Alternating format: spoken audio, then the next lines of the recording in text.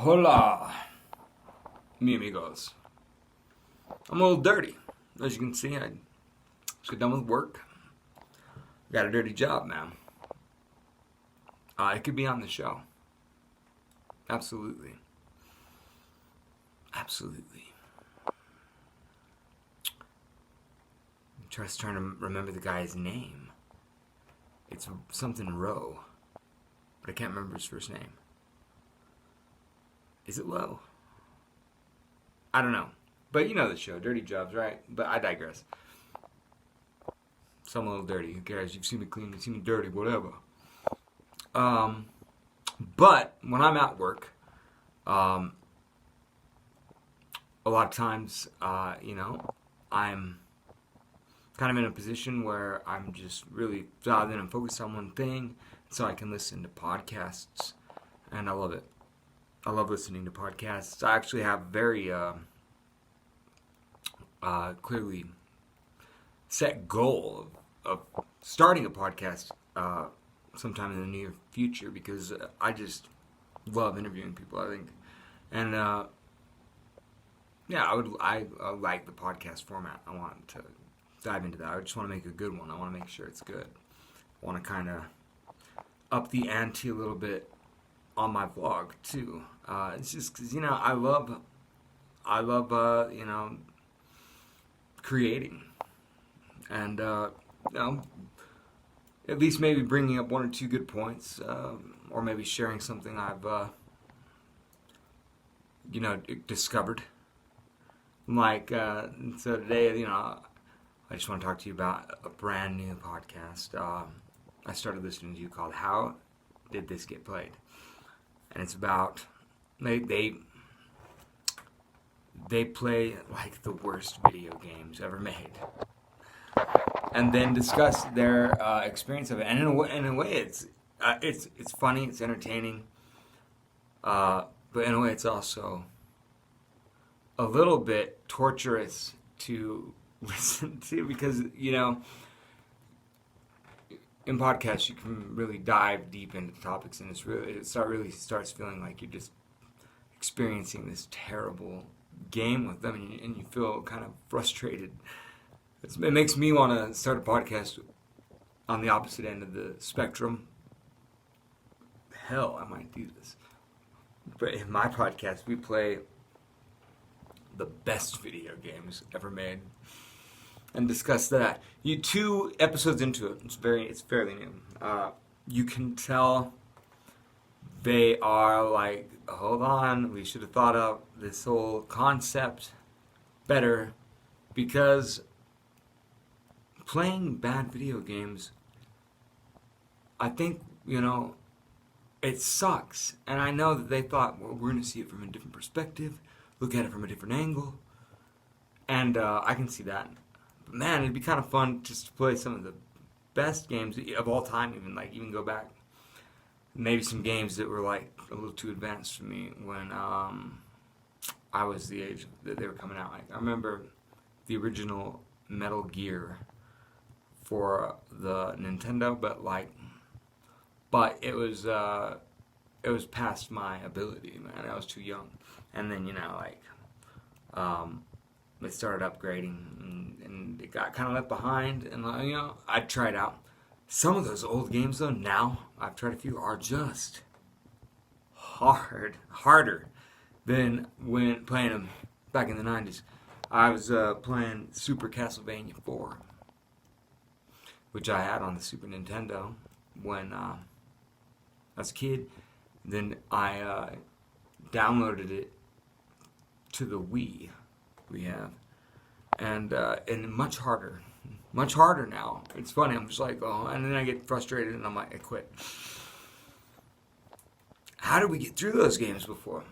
But today they were talking about Superman 64. And apparently it was terrible. But every Superman video game I've ever played has been terrible. I don't know why, but they just can't make a good Superman game. Even lately I played Injustice and Injustice 2.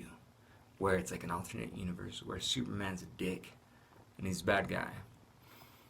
And and it kind of works, you know, like it's like the most I've ever seen, like, you know, a DC video game really work. Like, I guess the Arkham games might be cool, but I heard the third one's like, you know, gets kind of weird. Like, oh, now Gotham, like, all the good people left, and it's only populated by villains. It's like, that's some fucked up shit happens in the DC universe, I guess, man. You know, shit. But just hearing about this game, I'm like, yeah, oh, it sounds terrible, just terrible. But these Injustice games, like playing them, kind of like, it's funny.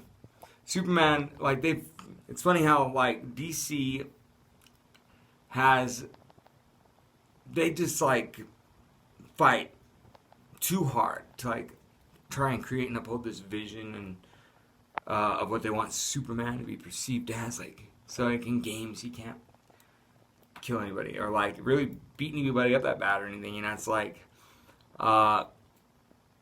and then Henry Cavill playing him in the new DC Universe movies. Like, when I think back, I'm like, you know what?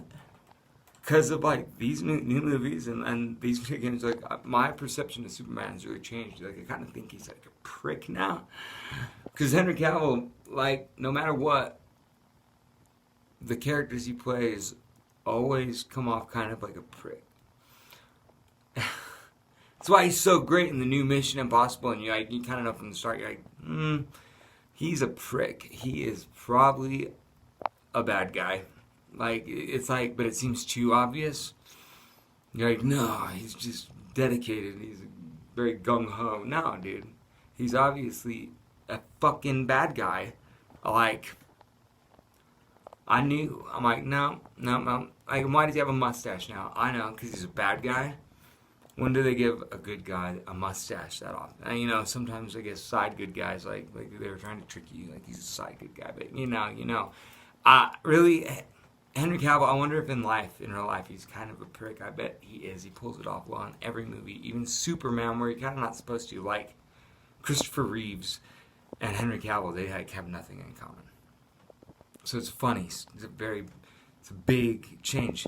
So maybe, like, you know, it's like, I felt like the Christopher Nolan Batman movies, that was for me when I'm like, they have taken superhero movies to a new level. But then I was surprised that Marvel was the one who kind of picked up and ran with it. Whereas DC just totally dropped the ball after the Christopher Nolan Batman movies. Those were great. Oh, man, dude. Oh, groundbreaking. The Dark Knight was groundbreaking. You gotta admit that.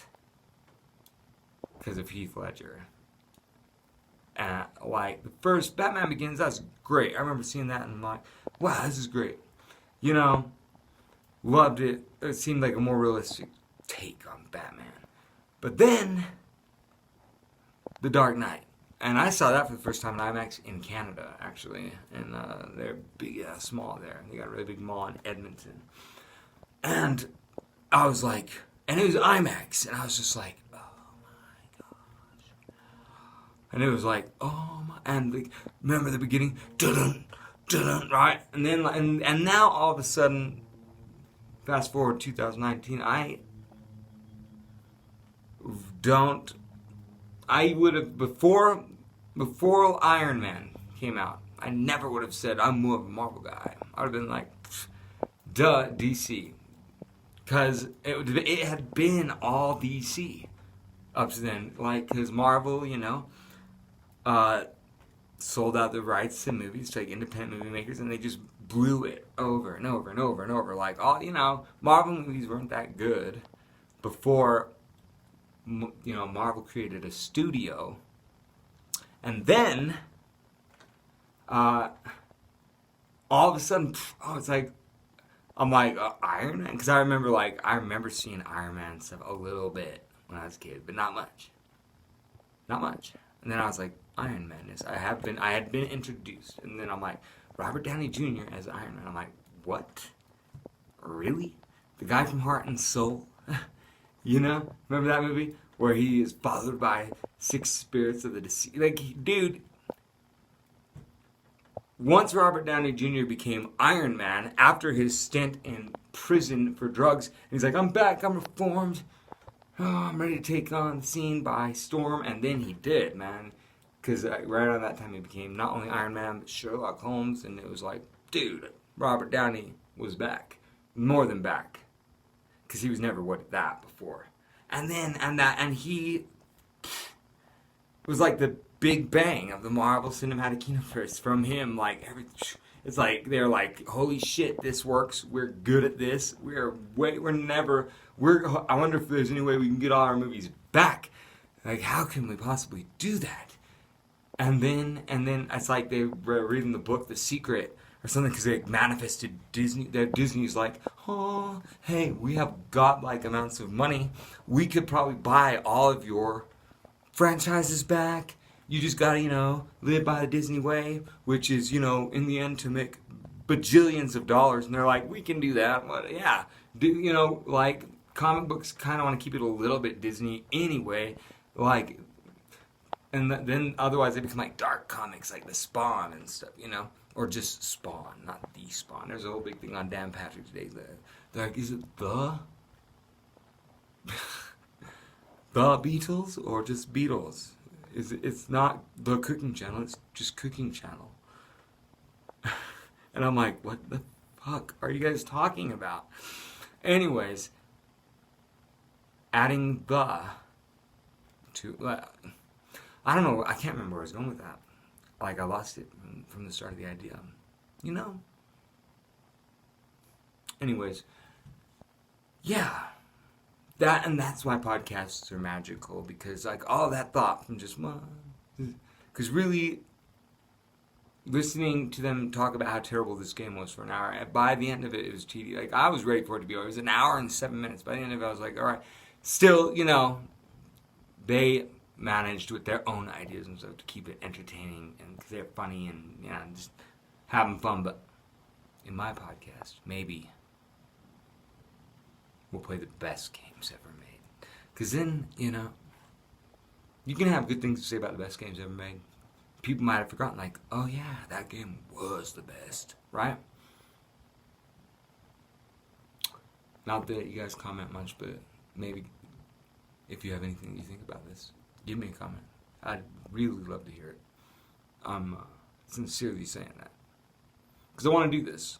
And any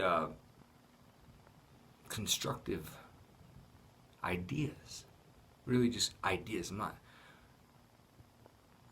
I'm inviting ideas you have on how it can be done and be done well. What sort of a podcast would you want to listen to? I would really love it if you'd let me know. I would be thankful for you taking the time to do that. So, if you liked this, maybe give it a like, and if you're curious to see what will happen in the future, just subscribe if you want. Have a good day. Bye.